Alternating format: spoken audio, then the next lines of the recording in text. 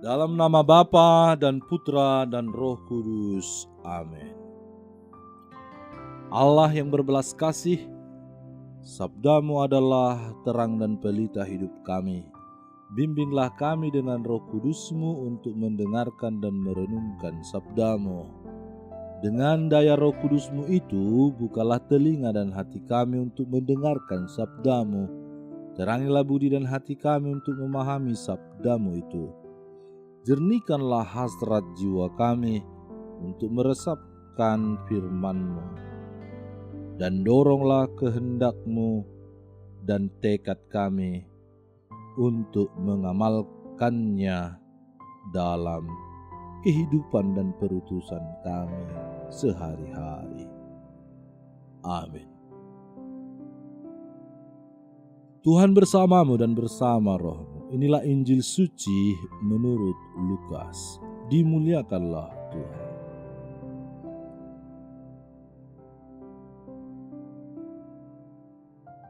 Tetapi ketahuilah ini, jika tuan rumah tahu pukul berapa pencuri akan datang, ia tidak akan membiarkan rumahnya dibongkar.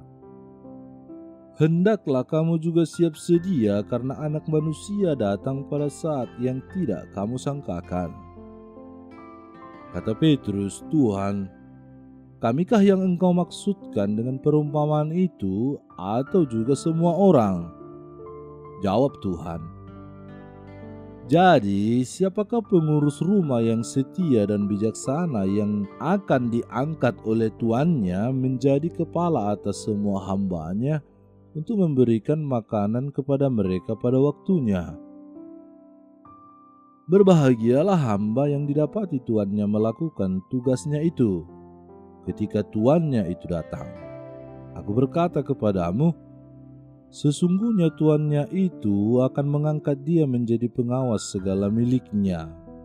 Akan tetapi jikalau hamba itu jahat dan berkata di dalam hatinya, Tuanku tidak datang-datang, lalu ia mulai memukul hamba-hamba laki-laki dan hamba-hamba perempuan, dan makan minum dan mabuk, maka hamba itu akan datang pada hari yang tidak disangkanya, dan pada saat yang tidak diketahuinya, dan akan membunuh dia dan membuat dia senasib dengan orang-orang yang tidak setia.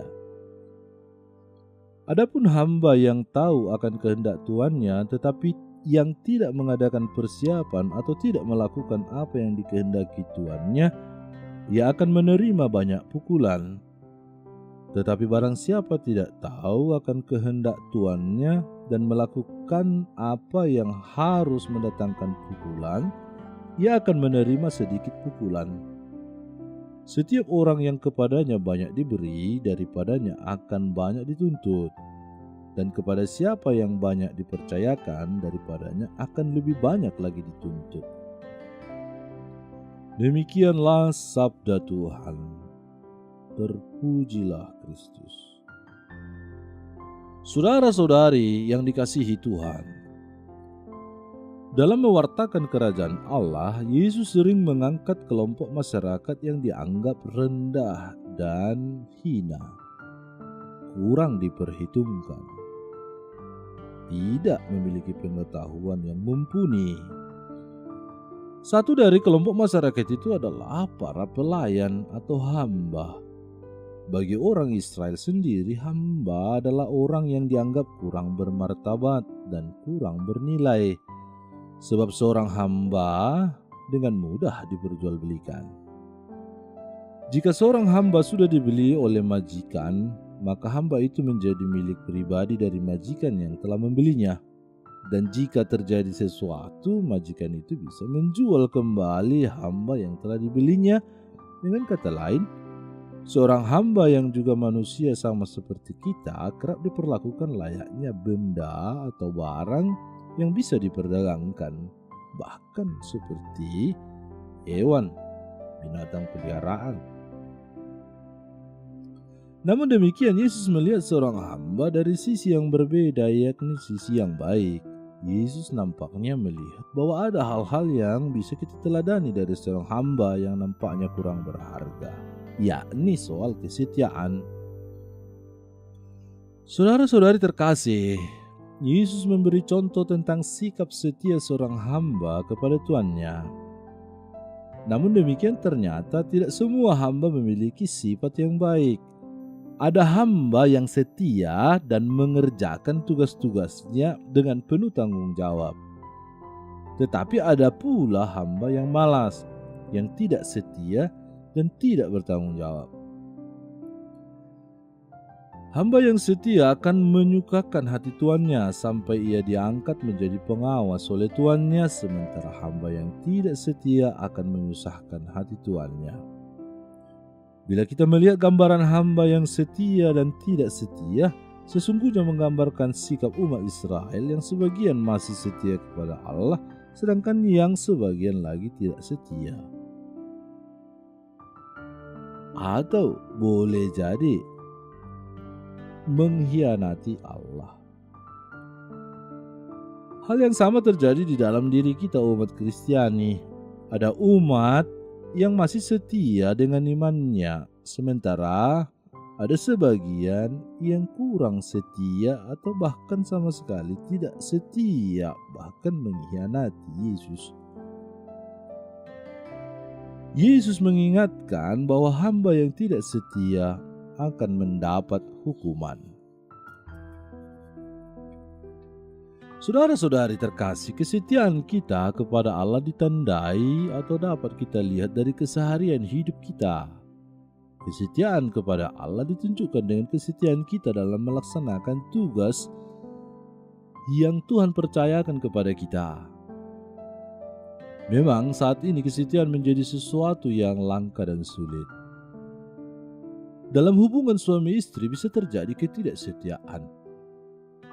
Ada suami yang masih setia dengan istrinya, namun tidak sedikit pula suami yang tidak setia lalu meninggalkan istrinya dan anak-anaknya. Sebaliknya, ada istri yang masih setia dengan suaminya, namun tidak sedikit pula istri yang tidak setia lalu meninggalkan suami dan anak-anaknya. Selain itu, kita juga melihat dan mendengar ketidaksetiaan di kalangan umat Katolik. Memang masih banyak umat yang masih setia dengan imannya kepada Yesus dan gereja Katolik, serta seluruh ajaran-ajarannya. Namun secara perlahan-lahan sudah mulai muncul umat Kristen yang tidak lagi setia dengan imannya, tidak tampak dalam perilaku kehidupannya, tidak menjadi contoh dalam kehidupan berpastoral, hidup menggereja, malah meninggalkan gereja. Tentu ada banyak alasan mengapa orang bisa setia dan tidak setia. Namun perlu kita ketahui bahwa kesetiaan kita kepada Allah akan membawa keselamatan bagi kita. Sementara ketidaksetiaan kepada Allah akan membawa malapetaka bagi kita. Tuhan memberkati. Tuhan Yesus Kristus, kami mohon ampun sebab terkadang kami tidak melakukan apa yang Engkau kehendaki, padahal kami sudah mengetahui apa yang harus kami lakukan.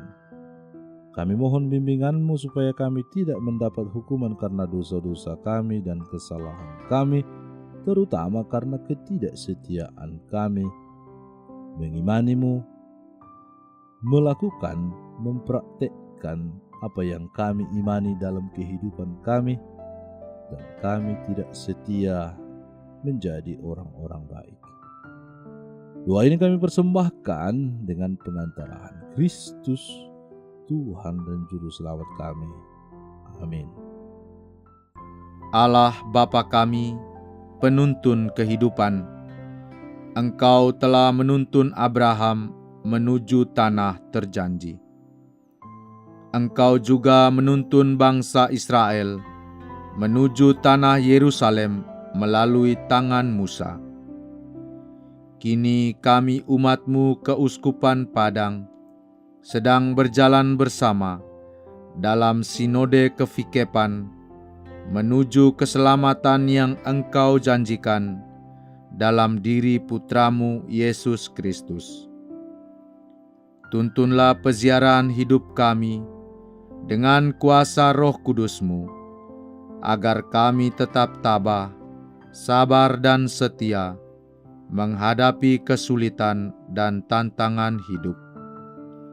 Bimbinglah kami supaya mampu berjalan bersama, saling meneguhkan dalam iman, harapan, dan kasih. Bunda Maria, doakanlah kami putra-putrimu sepanjang sinode kefikepan ini berlangsung.